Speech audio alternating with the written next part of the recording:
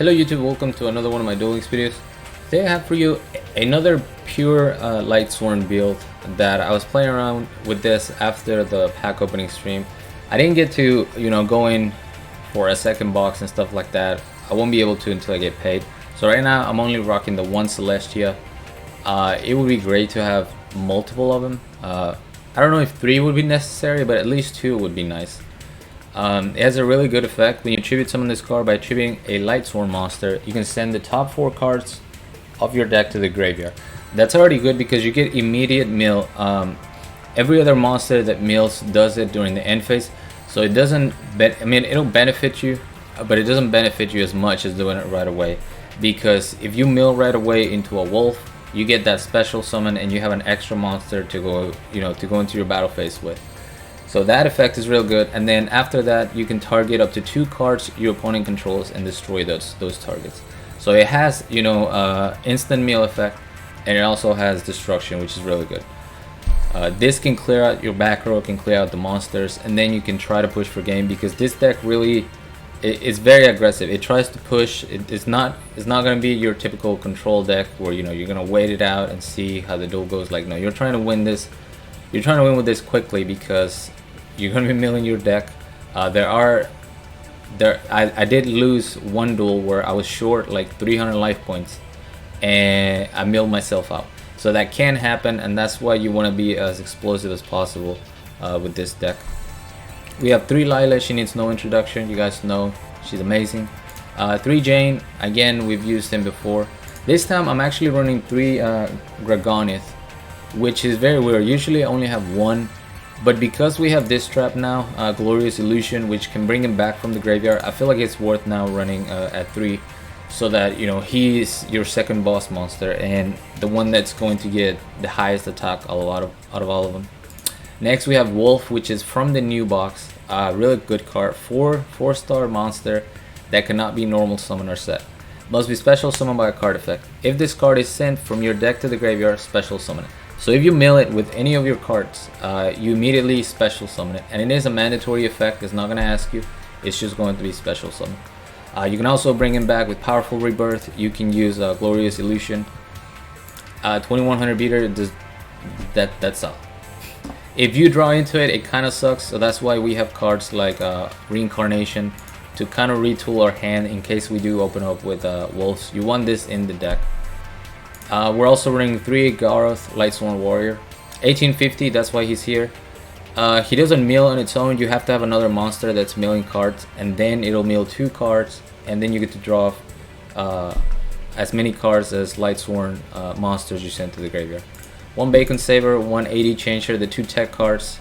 I'm sorry, 2 of the 3 tech cards that are not Lightsworn. The other one being Soul of Purity and Light. This is kind of a gimmicky card. I just threw it in here to test the deck. It won me 1 duel where I was able to monster reincarnation into it and special summon to push for game, and that's pretty much the only thing that it'll do here.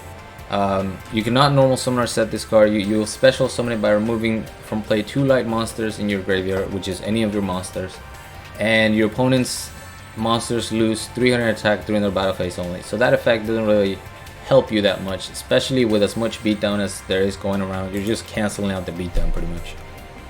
1 Grasslook Screener, which can seem a little bit crazy that I'm not just running 3 of them, but I didn't want to rely solely on the Grasslook Screener. I wanted the deck to be able to mill on its own, and if I happen to get grass, then it's going to give me tons of advantage, but the deck does not necessarily revolve 100% around the card. We have 2 Monster Reincarnation, so you can get my 1 Celestial. If I mill it, I can get it back. You can also, like I said, put your wolves in the grave, put anything that you want to bring back with your Glorious Illusion or Rebirth in the graveyard. 2 enemy controllers. I would run 3 if we could. 1 Lightsworn Saber. I just wanted to test this out. It's a really cool equip. It gains 700 attack, and you can equip it if it gets milled. But other than that, it doesn't do a whole lot. We have 1 skill successor. Originally I was running 2 Lightsworn Sabers, but the 1 skill successor is in case I need to get over something big, or I need to push for game. I don't have to worry about having a monster that can immediately target that I can target my Lightsworn with. Because if you mill, like say you mill say you use grass and you mill wolf, and you also mill your Lightsworn saber. You're not gonna be able to special summon the wolf first and then equip this. This also can miss timing depending on what effect you're using. If you use it in combination with Celestial, it will miss timing, so it's just a one-up. Two powerful rebirth. This would be one and a third glorious illusion, but I only have two glorious illusions, sadly. No explanation there. You know what it does. Glorious illusion. Activate this card by targeting one Lightsworn monster in your graveyard. Special summon that target in face-up attack position. During each of your end phases, send the top two cards of your deck to the graveyard. When this card leaves the field, destroy the monster. When that monster leaves the field, destroy this card. So your main target is going to be your big beaters, you know, your Gragonith or your wolves. Sometimes you'll go into a Lila so you can destroy back row before you do your offensive play. But a really good card. If you have like a Lila and then this, you're milling 5 cards per turn, which is insane. I think there was one duel where I milled like 11 in one turn, just off of monsters, no grass included. Running Tie That Binds. Originally I was running this skill, my monster cards. Your deck has 6 or more level 4 or lower monsters with different names. You will have better chances of having a level 4 or lower monster in your starting hand. The idea behind that was so that I could have either, you know, my Jane or my Lila. But the problem is that Wolf is also in that mix, so the skill could, you know, get you a Wolf in hand, which is not what you want. And the duel that I lost because I was short 300 attack really irritated me, so I just went with the Tie That Binds so that I can push for game whenever I need to. And you know, it's a good skill. And that's gonna be it for the deck list. Let's go ahead and show you some. For a second I thought I wasn't recording. Let's go ahead and show you some replays. But the stream timer is at 0 and I was like, am I not recording? Really? But yeah, my recording is fine. So we're going up against Odeon going second. This deck doesn't mind going first or second. It really depends. You want to go second against things like for hire, because if you go first, they can OTK you with that extra card that they get, and it just things go bad from there. So here I'm gonna use my Lila and start popping the back row. I knew that this was the onslaught because he made the mistake of setting a card before he searched the onslaught. We get to mill double wolf right off the bat. So we swarm the board entirely and we have an enemy controller. Gonna see Amazoness Princess number 2 is gonna get the other onslaught, which is unfortunate. And here he takes 900 damage just to summon an Amazoness Queen, and this is very crucial because that allowed me to just go for game. As simple as that. We're gonna use Lightsworn Saber. I knew this was the Amazoness Onslaught, and I had a pretty good idea about this being Floodgate because when I first summoned Lila, there was a long delay and then he didn't activate anything. And up until I summoned Jane, there was no delay, so I wasn't worried about Mirror Wall, about Wall of Disruption. I just equipped my sword to my Jane, attack the princess 3 times, and that's going to be enough damage. All because of that 900 he took, you know, to get his Amazoness Queen summon. We have a Mako Tsunami next. I just now realized that like my last 3 videos have all been, I think all of them, either my last 3 or 3 out of my last 4 have all been 30 card decks. I just really like playing with graveyard effects, and I love Lightsworn, man. It was the one thing I was looking forward to the most. I wish they would have added, you know, something a little bit more. We just got Wolf and you know, some of the spells and traps, but another monster would have been nice. So here we destroy the Umi, we get Wolf right away. We're gonna see Hammer Shark into this thing, the fish, into a second Hammer Shark, and then they go for Fishborg. I had a feeling this would see stealth attack, so we're gonna see the sea stealth attack right away. And I keep my enemy controller face down because I figured he would protect one of his Hammer Sharks. I destroy the Fishborg, Econ Cheese, and then we see the Scoop. So even if he didn't use that, if he didn't use the sea stealth attack to, you know, protect the Hammer Shark, I would have just tried to crash both Hammer Sharks into each other. But luckily he did, and I was able to win.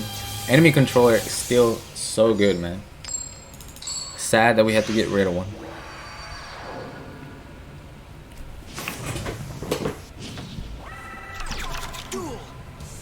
We're going second against a Duel with Field of Warriors. No idea what I was going up against, so I just get rid of Field Spell, get my mill going. We're gonna get a Wolf, and we have 2 powerful rebirths. And this is why I love Celestia, man. I wish I had more of. I top deck into game because of her. So I'm going to tribute summon using the Lila that I no longer need. Now that it's in you know, defense position.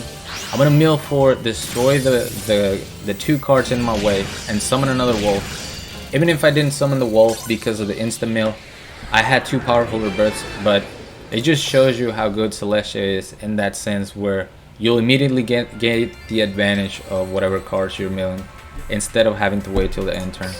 Until the next turn, because during your end phase you're not gonna do a whole lot. We got Jaden Juki next.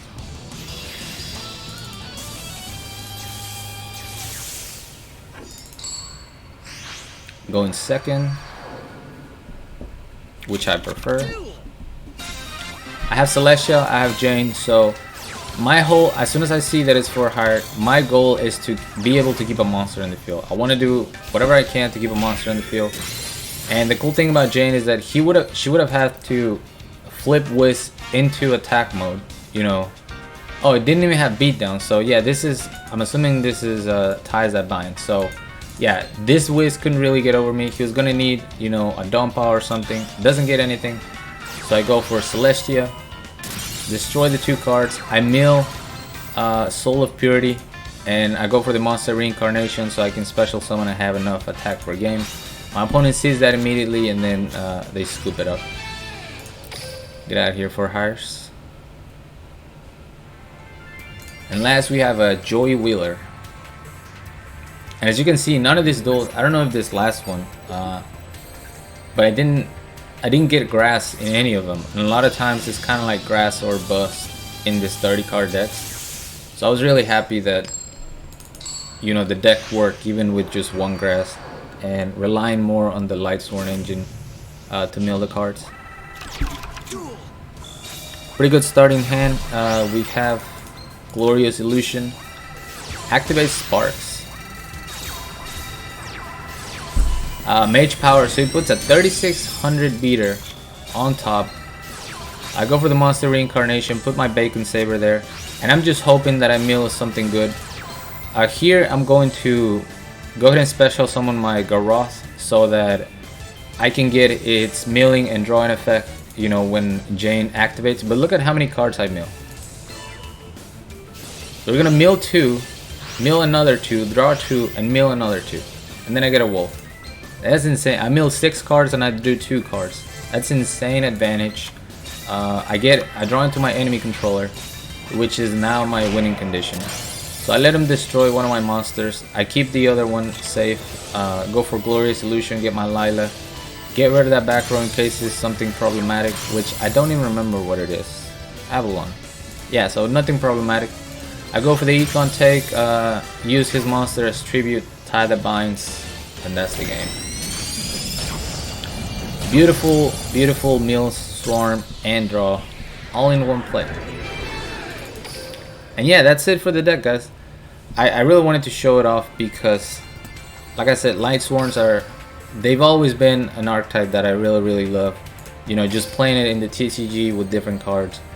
And I'm really glad that they added, you know, Wolf finally, and Celestia as well. Once we get into XZ summoning and stuff like that, Lightsworns is just going to be great. That's going to be it for me, guys. Thank you so much for watching. As always, like, comment, and subscribe if you want. Join my Discord if you haven't. The link will be down in the description. Along with my PayPal link if you guys want to support my channel, support the content. I really appreciate that. And till next time.